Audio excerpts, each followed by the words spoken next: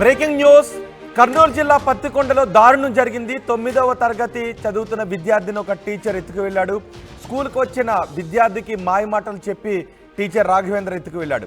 పాప ఎంతకు ఇంటికి తిరిగి రాకపోవడంతో పోలీసులకు ఫిర్యాదు చేశారు. బాలిక తల్లిదండ్రులు కేసు నమోదు చేసుకొని విచారిస్తున్నారు పోలీసులు. రాఘవేంద్రకు పెళ్ళై 2 పిల్లలు కూడా ఉన్నారు. ఈ ఘటనతో స్కూల్ యాజమాన్యంపై విద్యార్థి సంఘాలు ఆగ్రహాన్ని వ్యక్తం చేశాయి. స్కూల్పై దాడి చేసి ఫర్నిచర్ను ధ్వంసం చేశారు ఏఐఎస్ఎఫ్ విద్యార్థి సంఘాల నాయకులు. ఈ దృశ్యాలు కొంచెం మిమ్మల్ని కలిచివేసే విధంగా ఉండవచ్చు, కానీ మీకు అవేర్నెస్ కల్పించడం కోసం, ఒక వార్త మీకు తెలియచేయడం కోసమే ఈ దృశ్యాలు ప్లే చేస్తున్నాము. అక్కడ ఉన్న విద్యార్థులు స్కూల్పై దాడి చేసి స్కూల్లో ఫర్నిచర్ని ధ్వంసం చేశారు. కేవలం వార్త మీకు తెలియచేయాలి అనే ఉద్దేశంతోనే, ఘటనకు సంబంధించిన విషయాన్ని మీకు తెలియచేయాలనే ఉద్దేశంతోనే వార్తను ప్రసారం చేస్తున్నాం. ఇవి కొంచెం కలచివేసే విధంగా ఉండే దృశ్యాలు. రాఘవేంద్ర, టీచర్ రాఘవేంద్ర ఒక విద్యార్థిని పాలిట అమానుషంగా ప్రవర్తించాడు, విద్యార్థిని ఎత్తుకు వెళ్ళాడు అని చెప్తున్నారు. పోలీసులు ప్రస్తుతం విచారణ చేస్తున్నారు. దీనిపై మరింత సమాచారం మా ప్రతినిధి హుస్సేన్ అందిస్తారు. హుస్సేన్, ఏం జరిగింది? పోలీసులు ఏం చెప్తున్నారు ఈ ఘటనపై? టీచర్ ఎక్కడున్నాడు? నేర్పించాల్సినటువంటి టీచర్ యొక్క ఆలోచన విధానం వంకర బుద్ధిగా మారింది. 8వ తరగతి చదువుతున్నటువంటి ఈ విద్యార్థిని ఎత్తుకెళ్లినటువంటి పరిస్థితి కనిపించింది. గత ఏడాది ఒక ప్రైవేటు పాఠశాలలో చదువు చెప్తున్న ప్రైవేట్ టీచర్ గా పనిచేస్తున్నటువంటి ఇతను కంప్యూటర్ టీచర్ గా పనిచేస్తున్న రాఘవేంద్ర యొక్క వంకర బుద్ధితో 8వ తరగతి చదువుతున్నటువంటి అమ్మాయి మీద కన్నేశాడు. ఆమెకి మాయమాటలు చెప్పాడు. బాగా చదువుతున్నటువంటి విద్యార్థిని తనకి మరింత ట్యూషన్ ఇప్పిస్తే మరింతగా చదువులో రాణిస్తాదని తల్లిదండ్రులకి మభ్యపెట్టేటువంటి మాటలు చెప్పడంతో వాళ్ళు నమ్మి ఈ టీచర్ ఇంటికి పంపించే చదువు కోసం, ట్యూషన్ కోసం పంపించినటువంటి పరిస్థితి ఉంది. అయితే ఈ విషయం తెలుసుకున్నటువంటి ఈ యాజమాన్యం అంతా కూడా వీళ్ళ యొక్క ఆలోచన విధానంతో మార్పు రావడంతో రాఘవేంద్ర ఎవరైతే ఉన్నారో ప్రైవేట్ టీచర్, అతన్ని విధుల్లో నుంచి తొలగించి ఈ విద్యా సంవత్సరం ప్రారంభించే రావద్దని పంపించేశారు.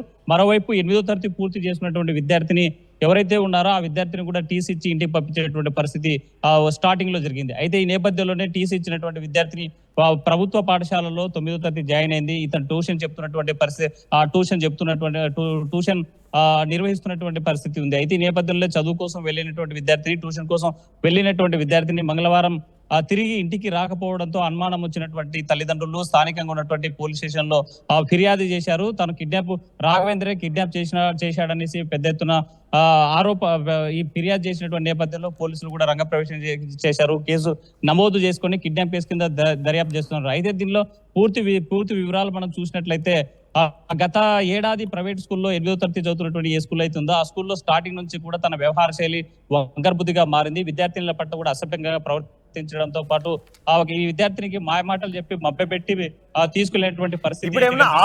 దొరికిందా? పోలీసులకు ఏమైనా క్లూస్ దొరికాయా?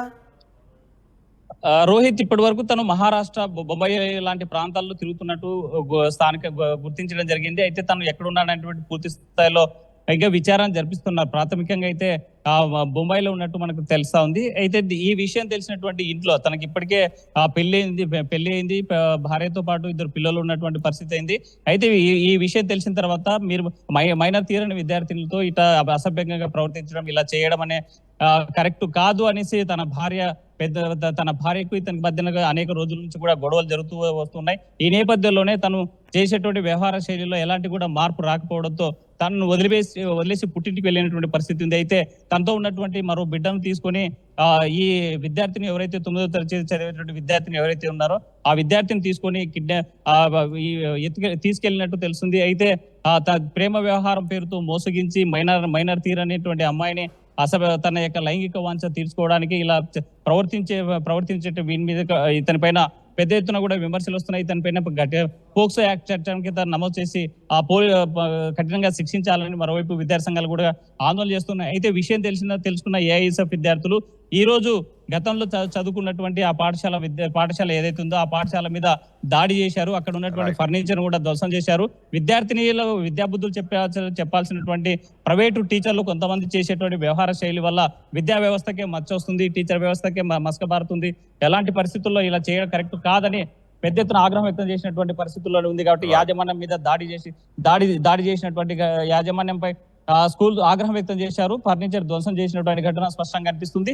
రాఘవేంద్ర ఎవరైతే మాయమాటలు చెప్పి 9వ తరగతి విద్యార్థినికి కిడ్నాప్ చేసి తీసుకెళ్లేటువంటి పరిస్థితి ఉందో అతన్ని కిడ్నాప్ కేసు నమోదు చేసి ఫోక్సో చట్టం కింద కఠినంగా శిక్షించాలని విద్యార్థి సంఘాలు ఆగ్రహం వ్యక్తం చేస్తున్నాయి. మరోవైపు మహిళా సంఘాలు కూడా పెద్ద ఎత్తున ఆగ్రహం వ్యక్తం చేసేటువంటి పరిస్థితి అయితే కనిపిస్తుంది. ఇలాంటి వాళ్ళ వల్లే విద్యా వ్యవస్థ భ్రష్టు పట్టిపోతుంది. విద్యా వ్యవస్థకు మచ్చ తీసుకొచ్చేటువంటి వాళ్ళని కఠినంగా శిక్షించాలి. ఇలా అలా చర్యలు తీసుకోకపోతే భవిష్యత్తులో మరిన్ని ఘటనలు జరిగేటువంటి అవకాశం ఉందని చెప్పేటువంటి పరిస్థితి. రోహిత్ రైడ్ హుసేన్, కర్నూలు జిల్లా పత్తికొండలో దారుణం జరిగింది.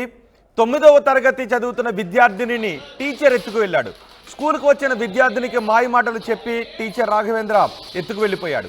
పాప ఎంతకు ఇంటికి తిరిగి రాకపోవడంతో పోలీసులకు ఫిర్యాదు చేశారు బాలిక తల్లిదండ్రులు. కేసు నమోదు చేసి పోలీసులు విచారిస్తున్నారు.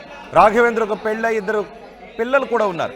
ఈ ఘటనతో స్కూల్ యాజమాన్యంపై విద్యార్థి సంఘాలు ఆగ్రహాన్ని వ్యక్తం చేశాయి. స్కూల్పై దాడి చేసి ఫర్నిచర్ను ధ్వంసం చేశారు విద్యార్థి సంఘాల నాయకులు. విద్యార్థి సంఘాల నాయకులు ఈ ఘటనపై మాట్లాడారో చూద్దాం.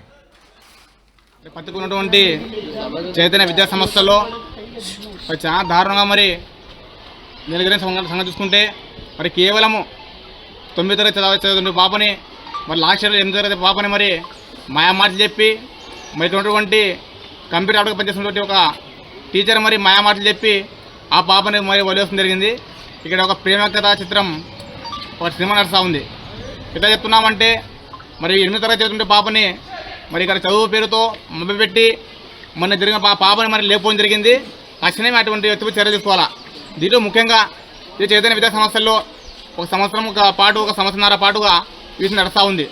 ఈ విద్యార్థులు కాకుండా మరి మిగతా విద్యార్థులు ఏ విధంగా ప్రవర్తన ఉందని చెప్పి ఇక్కడ విద్యార్థులు లేస్తూ ఉన్నారు.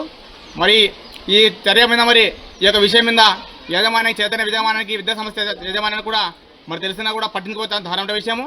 తక్షణమే ఆ యొక్క మహేంద్ర బాలిక పైన మరి ఈ విధంగా మభ్యపెట్టి తీసుకున్నటువంటి ఆ వ్యక్తిపై చర్యలు తీసుకోవాలి. అదేవిధంగా శ్రీ చైతన్య విద్యా సంస్థ ఇటువంటి ప్రేమ చిత్ర మూవీలను కూడా మరి అడికట్టాలని చెప్పి మనము అఖిల భారత ASFగా తెలియజేస్తూ ఉన్నాం.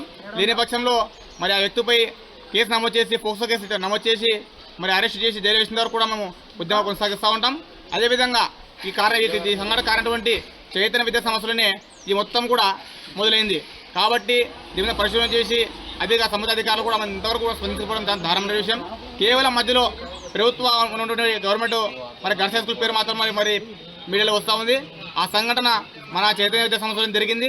తక్షణమే అటువంటి వ్యక్తులపై చర్యలు తీసుకుని ఇటువంటి స్టాఫ్ ఎవరంటే ఉన్నారో చైతన్య విద్యా సంస్థలో అటువంటి వాళ్ళని తక్షణమే తొలగించాలని చెప్పి అఖిల భారత ASFగా తెలియజేస్తా ఉన్నాం. నా పేరు అల్తాఫ్, ASF జిల్లా ఉపాధ్యక్షులు. మీరు 5 నెలల ముందే ఉండు అమ్మాయి విషయంలో నీకు తెలుసు. అమ్మాయి 2 నెలల నుండి జరుగుతుందట. 2 నెలల నుండి జరుగుతుందట. 2 నెలల నుండి జరుగుతుందట. చాలా మంది మీరేమన్నారు మన ఊపిరి ఫీజు వసూలు చేసుకుంటే స్టాప్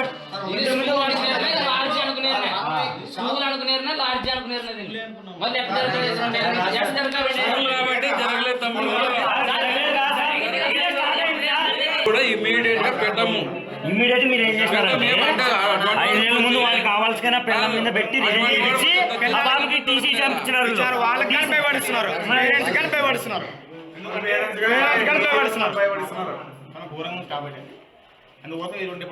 నేను ఇంతకుముందు చెప్పలేదు సార్.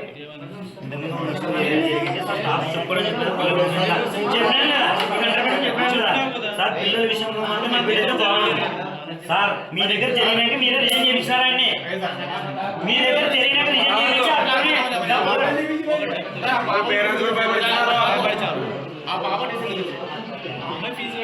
ఎట్లా సార్ ఎట్లా మీరు చెప్తున్నారా?